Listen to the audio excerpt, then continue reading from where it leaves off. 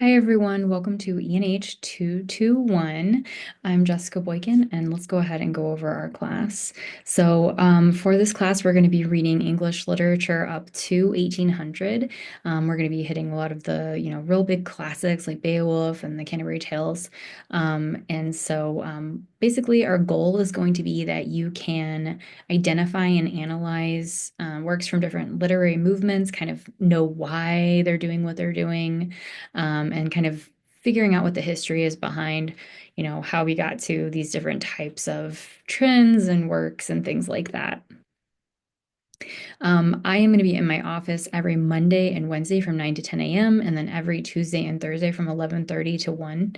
And you can also meet with me online if you want to meet me on Zoom or Google Meets. I have a phone in here if you want to call me. Um, my office is Language Arts 319, but I can also meet you if you're on campus, like in the library, if that's more convenient, or Learning Resource Center. Just reach out and let me know. If these times don't work for you, they're pretty limited. Please just let me know. I'm on campus a lot. I can always meet with you, pretty much always meet with you in person. And then, it's even easier if you just want to meet for a quick online chat. So our textbook this semester is a online textbook. It's free.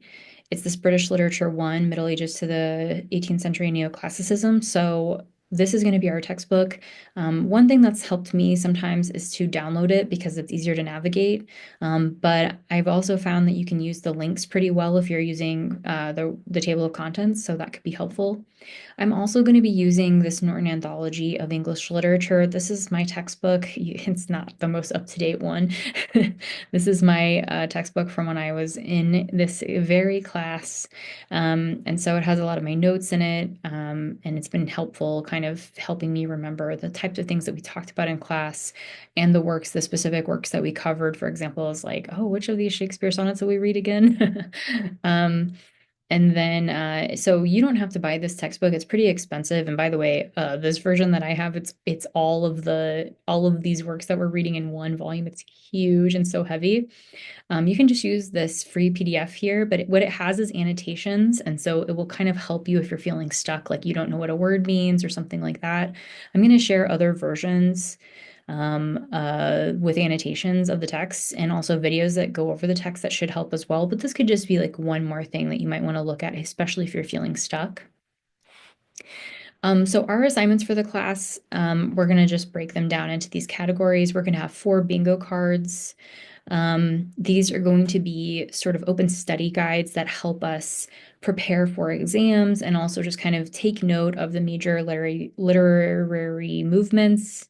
So what's going to happen is there'll be sort of like a description or a term, and then you'll just want to identify a text that you recognize matches that term, is associated with that, and you'll put it in that little bingo cards, the little spot on the bingo card. And you can use these to help you study for the test and to help you on the tests, which we'll talk about in a second. And they're pretty low stakes. They're worth like 4 points a piece. So even though I will be grading them on content, it's not worth a ton of points, and you can always make corrections. Our discussion boards are going to be every week. And basically, what you're going to do here is you're going to talk about what you're noticing in the literature that we're reading. And it's really good if you can use specific examples from the text. And you'll also want to make sure that you are responding to another person in class's discussion board post. This is how we get to have the really good literature conversation online that we might normally have in an in-person class, but I honestly think can be even better online sometimes. And so just make sure that you are responding to the post every week and responding to someone else's post. And yeah, should help you prepare for the test too. So our first paper is going to be a creative response essay. This is going to be graded on completion. And so basically, I want you to feel like you can do pretty much anything, okay? And I'm not going to be grading you on content, in other words. But what I am going to be doing is grading you on completion for what you need to do is you need to choose a text that we've read in class, and or if there's a related text by the same author that we've read in class or something like that, just like maybe reach out and ask. And then you will want to respond with a short story, poem, screenplay, video game, proposal or something, something that you've made that you think would be a kind of a cool a cool creative response to this text. And so a couple of suggestions for how to respond is you can write from the perspective of another character in the text. That can be kind of a cool challenge. And then another thing you can do is you can set it in contemporary times. Both of these are just ways of maybe seeing the text in a new way. But if you have another idea for something that you'd like to do, please reach out to me. I would love to hear more ideas, and I'm very open-minded about it. One of our other projects is going to be this adaptation presentation, and this is going to be a pretty low stakes assignment as well. It's also going to be a completion grade. But what I want you to do for this is I want you to find an adaptation of one of the texts we read for class. This could be anything that you want. It could be like a movie, it could be a comic book, it could be a contemporary novel, a novel written contemporarily. It could still be like historical or whatever. And then make a slideshow to share it with the rest of the class so we can all learn about these different adaptations and hopefully get curious about other things that we can check out. We're going to have 2 tests in the class, the midterm and the final. Both of these are going to be tests that I'm going to give you ahead of time, and you'll have a long time to respond to them. And so like days. And it's open book. We're gonna have study guides. I don't think any of the questions are going to be too shocking. Like it's going to be the kinds of things that we've already been talking about in lots of different places. And like I'm going to be sharing slideshows with you and stuff that's going to go over the content. So hopefully this will be, even if it's kind of challenging just because it's literature, hopefully it'll be easy to know what to expect.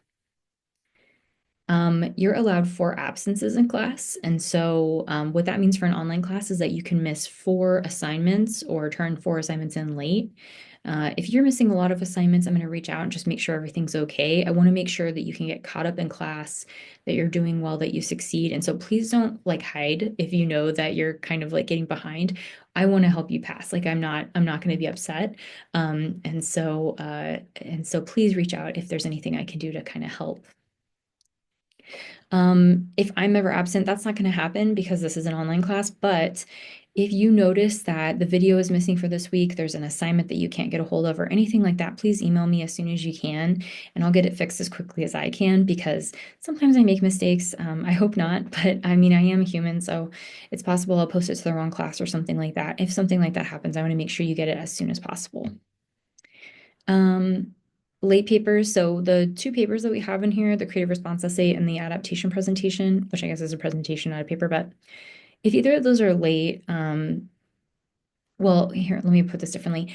You can ask for an extension. So like if you know that the adaptation presentation is due the same day as like a paper in another class, for example, and you're like, oh, that's going to be so hard to get both of those done, please just ask me for an extension. I'll give you an extra week to finish. And then that way you won't have to rush and, you can do work that you feel good about. This disability access statement is separate from the official policy. Basically, what this is if there's anything I can do to kind of help just generally make the class more accessible, like if the font is hard to read, if one of the texts that I've shared with you is like the link isn't working, anything that at all that I can do to kind of make the class more accessible or yeah, anything, please let me know. Technology loans. So this is related to, you can rent laptops through South Mountain. And from what I'm hearing, they are available right now. And so if you need a laptop, it can be really helpful for an online class. Please click this link on the slide. You can also, I think, get hotspots from them. I'm not sure if they're still doing that, but that can be really nice if you have any kind of like unreliable internet. Speaking from experience, we have snacks and groceries available on campus. And so we have Gabriel's Pantry and shopping at both at the Student Union, and it's free if you just need to get something quickly. There's a link here if you want more information about that. And then basic needs, it's really crucial to have your basic needs met to succeed in college. And so if you are finding that you're having trouble with any of the, your basic needs, please let me know. I can try and get you connected to resources that could help. And at the very least, I'll try to do what I can to adjust the class, deadlines and things like that for you. But yeah, please let me know. And then this is our disability resource and Title IX statements. These are legal and they're supposed to be verbatim. So I'm not going to paraphrase anything here. I'll just share the link with you so you can read these online. Um, but what I will say is that if there's anything that I can do to kind of put you in contact with people who are, related to these resources, and I don't know what I did, but if I can help connect you to these resources, please let me know. One thing I'll say is that Title IX is something that gets updated a lot. And so if you, for example, are a pregnant or parenting student, you have rights and protections. And so that's like one of the special, kind of categories that we have through Title IX. If you haven't heard that before, I just wanted to make sure people know. And I can put you in contact with someone who can give you access to resources and protections. All right. I think that's everything that we need to cover today. I hope that you are having a good first week of class, and I'm really looking forward to getting to know all of you and reading all the stuff. All right. Have a great one.